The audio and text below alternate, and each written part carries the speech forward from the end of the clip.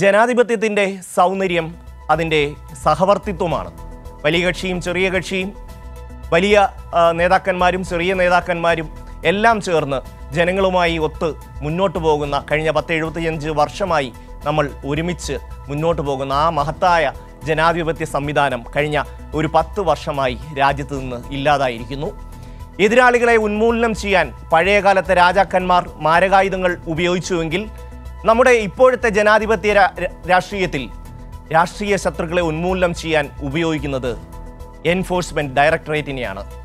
നരേന്ദ്രമോദി സർക്കാർ അധികാരമേറ്റ ശേഷം രാജ്യത്തെ രാഷ്ട്രീയ നേതാക്കളുടെ വീടുകളിൽ നടന്ന റെയ്ഡുകളുടെ എണ്ണം 121 121 റെയ്ഡുകളിൽ 115 എണ്ണവും പ്രതിപക്ഷ നേതാക്കളുടെ വീടുകളിലായിരുന്നു. ED പേടിയിൽ ആരൊക്കെയെന്ന് നമുക്കൊന്ന് നോക്കാം.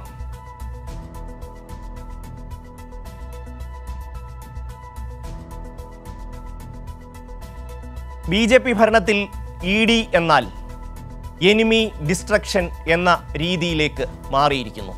എനിമി എന്ന് പറഞ്ഞാൽ പ്രതിപക്ഷ രാഷ്ട്രീയ സംഘടനകൾ.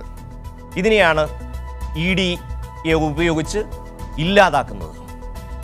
PMLA prevention of money laundering act പ്രകാരമാണ് നമ്മുടെ രാജ്യത്ത് രാഷ്ട്രീയ നേതാക്കളുടെ വീടുകളിൽ റെയ്ഡ് നടത്തുന്നത്, അവരെ വിവിധ കേസുകളിൽ കൊടുക്കുന്നത്, ജാമ്യമിൽ പോലും കിട്ടാത്ത രീതിയിൽ അവരെ വർഷങ്ങളോളം ജയിലിനുള്ളിൽ പാർപ്പിക്കുന്നത്, ഒരു തെളിവിൻ്റെ കണിക പോലും ഇല്ലാതെ ജയിലിനുള്ളിലേക്ക് അയക്കപ്പെട്ട നേതാക്കന്മാർ, ഏറ്റവും അവസാനം നമ്മുടെ ദില്ലി മുഖ്യമന്ത്രി അരവിന്ദ് കെജ്രിവാൾ വരെ രാഷ്ട്രീയ ശത്രുത മാത്രം.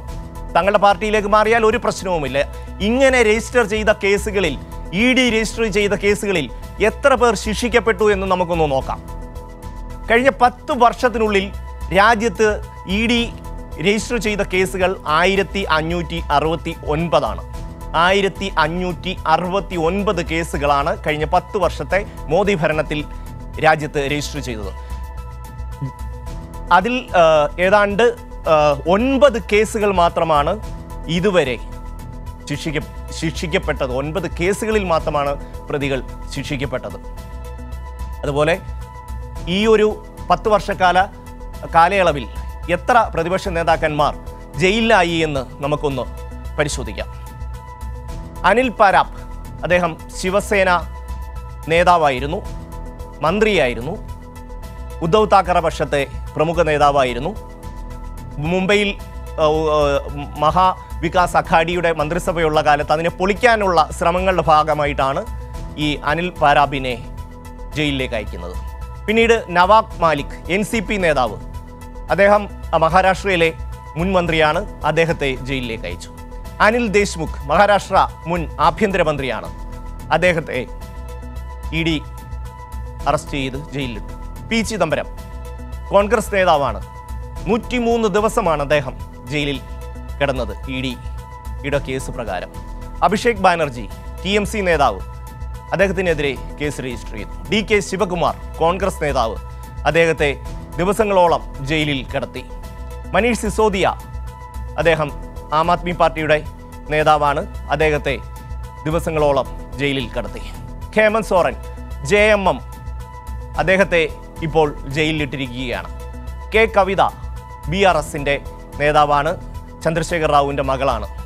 പിന്നീട് ED ഇതേപോലെ കേസ് രജിസ്റ്റർ ചെയ്തിട്ടുള്ളത് സോണിയാഗാന്ധി, രാഹുൽ ഗാന്ധി അടക്കമുള്ളവർക്കെതിരെ കേസ് രജിസ്റ്റർ ചെയ്ത ആ കേസ് ഇപ്പോഴും നടക്കുന്നുണ്ട്. ബിനീഷ് കോടിയേരിക്കെതിരെ ED കേസ് രജിസ്റ്റർ ചെയ്തു. ഭൂപീന്ദർ സിംഗ് ഹൂഡ രജിസ്റ്റർ ചെയ്തു. ലാലു പ്രസാദ് യാദവിനെ EDയും CBIയും കേസ് രജിസ്റ്റർ ചെയ്തു. അദ്ദേഹത്തെ വർഷങ്ങളോളം ജയിലിൽ ഇട്ടിരുന്നു. അരവിന്ദ് കെജ്രിവാളിനെ ജയിലിലിട്ടു. സത്യേന്ദ്ര ജെയിൻ, അദ്ദേഹം മന്ത്രിയായിരുന്നു ദില്ലി മന്ത്രിസഭയിൽ, അദ്ദേഹത്തെ ഇപ്പോഴും അദ്ദേഹം ജയിലിലാണ്. അതുപോലെ തന്നെ സഞ്ജയ് സിംഗ് അടക്കമുള്ളവർ, അദ്ദേഹത്തിന് ഇന്ന് ജാമ്യം കിട്ടി. ഏതാണ്ട് 5 മാസത്തോളം ജയിലിൽ കിടന്നതിന് ശേഷമാണ് അദ്ദേഹം പുറത്തു വരുന്നത്. ഇനി ഇതിന് മറ്റൊരു വശം കൂടിയുണ്ട്. വലിയ അഴിമതി കേസുകളിൽ പ്രതികളായാൽ നേരെ BJPയിലേക്ക് പോയാൽ ഒരു പ്രശ്നവുമില്ല. ഹിമന്ത് ബിശ്വ ശർമ്മ, അദ്ദേഹം കോൺഗ്രസിൻ്റെ വലിയ നേതാവായിരുന്നു. ശാരദാ ചിട്ടി ഫണ്ട് അടക്കമുള്ള കേസുകളിൽ CBIയും അതുപോലെ തന്നെ EDയും കൂടിയപ്പോൾ നേരെ BJPയിലേക്ക് ചാടി. പിന്നീട് ഒരു പ്രശ്നവും ഉണ്ടായിട്ടില്ല. അദ്ദേഹം ആസാമിൽ മുഖ്യമന്ത്രിയായി വളരെ വിശാലമായി അദ്ദേഹം അവിടെ കഴിയുന്നു. സുവേന്ദു അധികാരി, അദ്ദേഹം TMCയുടെ വലിയ നേതാവായിരുന്നു. നല്ല രീതിയിൽ അവിടെ പല തട്ടിപ്പ് കേസിലും പ്രതിയായി. ഒരു രക്ഷയുമില്ല എന്ന് ബോധ്യപ്പെട്ടപ്പോൾ നേരെ BJPയിലേക്ക് പോയി. ഇപ്പോൾ അന്വേഷണവുമില്ല, ഒരു പ്രശ്നവുമില്ല. അദ്ദേഹം BJPയുടെ വലിയ നേതാവായിട്ട് അവിടെ തുടരുന്നു. മുകുൾ റോയ്, അദ്ദേഹം TMC നേതാവായിരുന്നു. ശാരദാ ഫണ്ട് തട്ടിപ്പ് കേസിൽ അദ്ദേഹത്തിനെതിരെ നിരവധി കേസുകൾ രജിസ്റ്റർ ചെയ്തു. EDയും CBIയും എല്ലാം വിടാതെ പിന്തുടർന്നപ്പോൾ നേരെ ചാടി BJPയിലേക്ക് പോയി. ഇപ്പോൾ ഒരു പ്രശ്നവുമില്ല, അദ്ദേഹവും സുഖമായിട്ട് കഴിയുന്നു. ഇതാണ് ഇന്ന് നമ്മുടെ രാജ്യത്തെ ഒരു അവസ്ഥ എന്നുള്ളത്. രാഷ്ട്രീയ എതിരാളികളെ പീഡിപ്പിക്കാനുള്ള ഏറ്റവും നല്ല ആയുധമായി ഈ പറയുന്ന EDയെയും CBIയെയും മറ്റ് അന്വേഷണ ഏജൻസികളെയും ഉപയോഗിക്കുന്നു. ഏറ്റവും അവസാനം നമ്മൾ കണ്ടതാണ് മുംബൈയിൽ അശോക് ചവാൻ എന്ന് പറയുന്ന കോൺഗ്രസിൻ്റെ നേതാവ് നേരെ BJPയിലേക്ക് ചാടുന്നു. അദ്ദേഹം ആദർശ് ഫ്ലാറ്റ് കുംഭകോണ കേസിലെ പ്രതിയായിരുന്നു. അദ്ദേഹവും രക്ഷപ്പെടാൻ വേണ്ടി BJPയിലേക്ക് പോകും. ഈ രീതിയിൽ ഭീഷണിയും പണവും മറ്റു രീതിയിലും എല്ലാം സ്വാധീനിച്ച് ഈ രാജ്യത്തിൻ്റെ ഭരണം കൈക്കലാക്കാനുള്ള വലിയ നീക്കങ്ങളാണ് ഇന്ന് രാജ്യത്ത് നടക്കുന്നത്. അത് ജനങ്ങൾ തിരിച്ചറിയുക തന്നെ ചെയ്യും എന്ന കാര്യത്തിൽ സംശയമില്ല.